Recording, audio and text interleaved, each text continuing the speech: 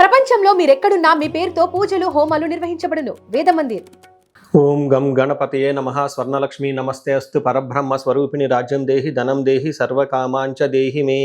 గణపతి మనందరికీ మంచి బుద్ధిని సిద్ధిని సక్సెస్ని ఇవ్వాలని చెప్పేసి కోరుకుంటూ, స్వర్ణలక్ష్మి అమ్మవారు మన అందరికీ చక్కగా బ్రహ్మ జ్ఞానాన్ని కలిగించాలని, తద్వారా మనం ప్రతిదాన్ని శోభాయమానంగా చూస్తూ ఎప్పుడు మనకి దుఃఖం అనేది లేకుండా ఉండాలని చెప్పేసి, ఇప్పుడు ఆనందభరితంగా ఉండాలని చెప్పేసి అమ్మవారిని కోరుకుంటూ, అమ్మవారిని అలానే మనందరికీ చక్కగా సమృద్ధిగా ధనాన్ని ఇవ్వాలని చెప్పేసి, భాగ్యాన్ని ఇవ్వాలని చెప్పేసి కోరుకుంటూ, అంతేకాకుండా మనందరికీ రాజ్యం ఖచ్చితంగా ఒక అథారిటీ, పవరు, స్టేటస్, ఒక దర్పం అవన్నీ మనకు అమ్మవారు ఇవ్వాలని చెప్పేసి కోరుకుంటూ, వీటితో పాటుగా సర్వకామార్థ సిద్ధి, మన మనసులో అనుకున్న ముఖ్యమైన కోరికలన్నీ చక్కగా నెరవేరాలని చెప్పేసి అమ్మవారిని మనం కోరుకుందాం.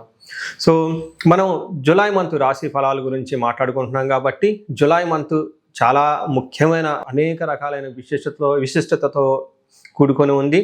ఇందులో మనం కొన్ని ముఖ్యంగా చర్చించుకుందాం. ఒకటి, ఈ మాసం వచ్చేటప్పటికి ఫస్ట్ 15 days నిజ జ్యేష్ఠ మాసంతో ఉంటుంది, తర్వాత ఆషాఢ మాసంతో ఉంటుంది.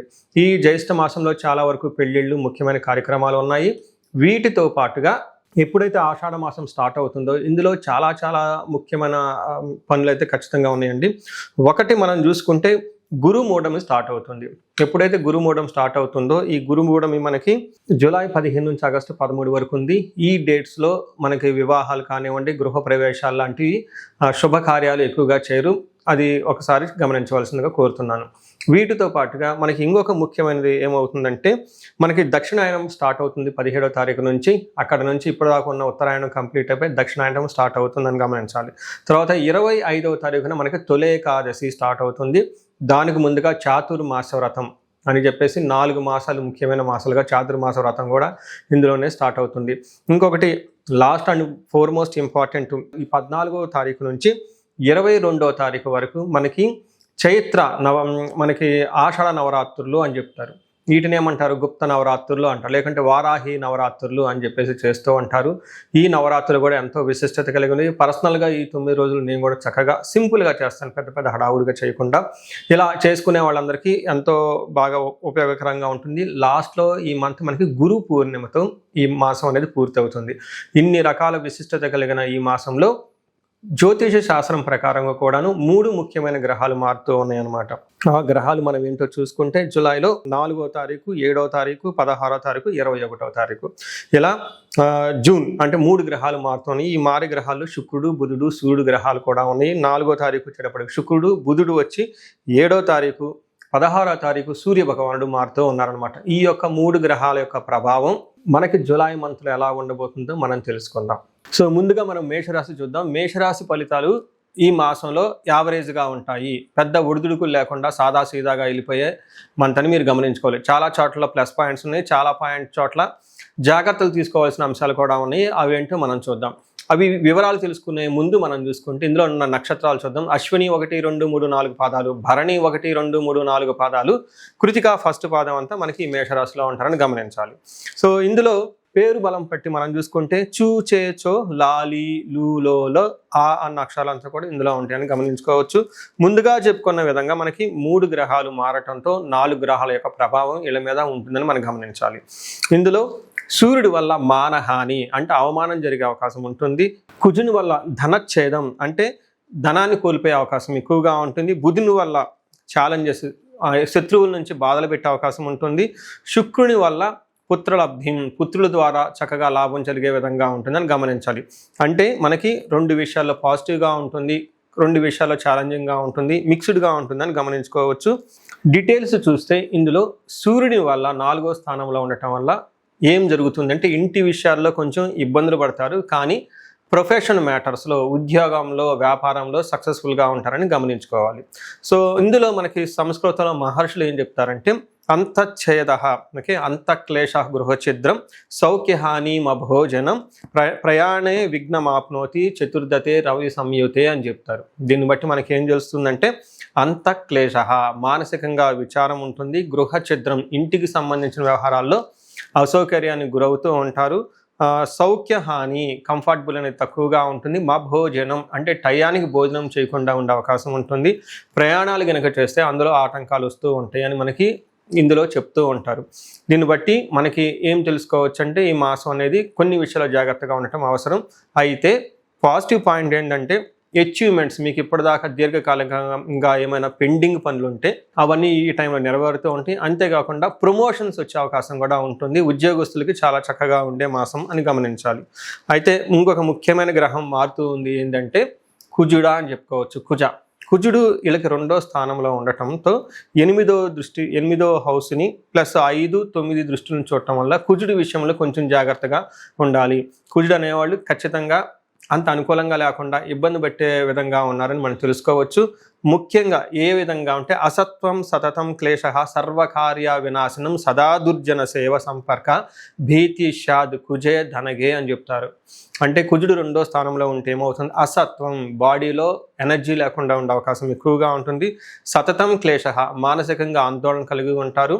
సర్వకార్య వినాశనం, ఏదైనా పని చేస్తే అందులో సరైన రిజల్ట్ రాకుండా ఇబ్బంది పడుతూ ఉంటారు. సదా దుర్జన సంపర్క అంటే ఈ టైంలో బ్యాడ్ కంపెనీ, మీ చుట్టూ ఉన్న వాళ్ళంతా వేస్ట్ పీపుల్ అంతా మిమ్మల్ని కలిసేసి మీ టయాన్ని వాళ్ళ టైం అంతా వేస్ట్ చేసుకునే వాళ్ళంతా జనాలు ఎక్కువగా ఉంటారు. కాబట్టి చాలా చక్కగా ప్లానెడ్గా ఉండవలసిన మంత్ అని మీరు గమనించుకోవాలి.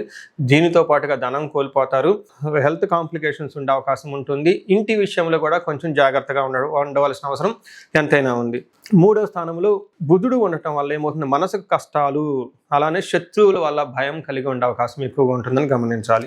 శుక్రుడు 5వ స్థానంలో ఉండి చక్కటి మంచి యోగ్యతను తీసుకొని వస్తూ ఉన్నారు. శుక్రుడు 5వ స్థానంలో ఉండటం వల్ల మహాభాగ్య యోగం, ఇప్పటిదాకా మనం ఏవైతే విషయాలు చెప్పుకున్నామో కొన్ని విషయాలు ప్రతికూలంగా ఉన్నాయో అవన్నీ అనుకూలంగా ఉండే అవకాశం ఈ రాశి వాళ్ళకి చాలా ఎక్కువగా ఉంటుంది.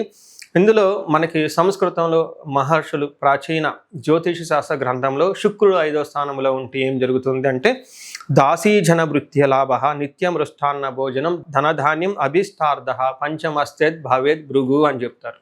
అంటే 5వ స్థానంలో ఎప్పుడైతే శుక్రుడు ఉంటారో ఏమవుతుంది, వీళ్ళకి దాసీ అంటే మీ కింద పనిచేస్తున్న సబార్డులు కానివ్వండి, లేదంటే మీ వర్కర్స్ కింద ఉన్న పనిచేసే ఎంప్లాయీస్ కానివ్వండి, లేదంటే రాజకీయ నాయకులు అయితే వీళ్ళ కింద ఎవరైనా ఫాలోవర్స్ ఉంటే వీళ్ళ నుంచి సరైన సపోర్ట్ వస్తుంది, వాళ్ళ నుంచి మంచి లాభం ఉంటుంది అని చెప్తారు. అంతేకాకుండా టయానికి భోజనం తింటూ ఉంటారు. ధనం విషయంలో, ధాన్యం విషయంలో చక్కగా సమృద్ధిగా ఉంటుందని గమనించుకోవాలి. సో చూశారు కదండి, మిక్స్డ్గా ఉన్న ఈ యొక్క గ్రహస్థితి. ముఖ్యంగా కుజుడి విషయంలో జాగ్రత్తగా ఉంటే సరిపోతుంది. ఇందులో 3 నక్షత్రాలు ఉంటాయి, అశ్విని, భరణి, కృతిక 3 నక్షత్రాలు ఇందులో ఉంటాయి. అశ్విని నక్షత్రం వాళ్ళని గమనించుకుంటే మనకి వీళ్ళకి ఐశ్వర్యవంతంగా ఉంటుంది, జయప్రదంగా ఉంటుంది. అయితే 2 విషయాల్లో జాగ్రత్తగా ఉండాలి. ఒకటి కలహము, బంధనము అని చెప్తూ ఉంటారు. అంటే గొడవలు అయ్యే అవకాశం ఎక్కువగా ఉంటుంది, బంధించబడినట్లు ఉండే అవకాశం కూడా ఉంటుంది. ఇక్కడ బంధించబడటం అంటే ఫ్యూచర్ గురించి ఆలోచించటం, ఎటు వెళ్తే బాగుంటుంది, ఎటు వెళ్తే డైరెక్షన్ ఉంటుంది, ఏది చేస్తే బాగుంటుంది, ఎలాంటి అవకాశాలు ఉంటుంది, ఇండియాలో ఉంటే బాగుంటుందా, లేదంటే ఎవరైనా బిజినెస్ చేస్తుంటే ఈ టైంలో బిజినెస్ చేస్తే బాగుంటుందా, జాబ్ చేస్తే బాగుంటుందా, ఇలా ఆలోచించే అవకాశం ఎక్కువగా ఉంటుంది. కన్ఫ్యూజన్లో ఉండే అవకాశం ఎక్కువగా ఉంటుంది. ఇలాంటప్పుడు మీరు ఒకసారి జాతక చక్రం చూపించుకుంటే చాలా చక్కగా ఉంటుంది. అలానే భరణి నక్షత్రం వాళ్ళకి ఐశ్వర్యవంతంగా, జయప్రదంగా ఉంటుంది. వీళ్ళు కూడాను కలహము, బంధనము, మరణ తుల్యం అని చెప్తారు. అంటే ఏదో ఒక విషయంలో జరుగుతున్న పని ఆగిపోతుంది, తద్వారా మీకు గొడవలు అయ్యే అవకాశం ఉంటుంది. తర్వాత కన్ఫ్యూజన్లో ఉండే అవకాశం కూడా ఎక్కువ ఉంటుంది. మోస్ట్లీ నెక్స్ట్ కృతికా నక్షత్రం వాళ్ళకి ఐశ్వర్యప్రదంగా ఉంటుంది, ధనలాభం ఉంటుంది, జయప్రదంగా ఉంటుంది. వీళ్ళకి కూడాను మరణము, కలహము, భయము, మరణ తుల్యం అంటారు. అంటే జరుగుతున్న పని ఎక్కడో ఆగిపోతుంది, ప్రోగ్రెస్ అనేది ఉండదు అని గమనించాలి. సో చూశారు కదండి 3 నక్షత్రాల వారికి ఎలా ఉందో. ఇందులోనూ అశ్విని నక్షత్రం వాళ్ళకి బుద్ధి నాశనం. అంటే అశ్విని నక్షత్రం వాళ్ళు రాంగ్ గైడెన్స్ తీసుకునే అవకాశం ఎక్కువగా ఉంటుంది, సరిగ్గా రాంగ్ ట్రాన్సాక్షన్ చేసే అవకాశం ఉంటుంది. కృతికా నక్షత్రం వాళ్ళకి కార్యహాని, అనుకున్న పనుల్లో స్మూత్గా వెళ్లకుండా కట్టింగులతో వ్యవహారం జరిగే అవకాశం ఉంది. సో ఇవన్నీ గమనించిన తర్వాత మీకు కొన్ని చోట్ల చాలా పాజిటివ్గా ఉంది, కొన్ని చోట్ల చాలా ప్రతికూలంగా ఉందని గమనించుకోవాలి. పరిహారాల్లో భాగంగా ఈ రాశి వాళ్ళు ముఖ్యంగా నేనేం చెప్తానంటేనండి, ఇది గోచార రీత్యం, అంటే గోచార ఫలితాలు అని చెప్తూ ఉంటారు. అయితే మీ ఇండివిజువల్ యొక్క జన్మరాశిలో చూడటం కూడా చాలా ఇంపార్టెంట్. ఈ గోచార రీత్యాలతో పాటు మీకు ఇండివిజువల్గా ఉన్న దశాభుక్తి ఏంటి, ఏమైనా శాపాలు ఉన్నాయి, ఏమైనా గ్రహ దోషాలు ఉన్నాయో జ్యోతిష శాస్త్రంలో ప్రకారం అనాలిసిస్ చేసుకోవడం చాలా ఇంపార్టెంట్.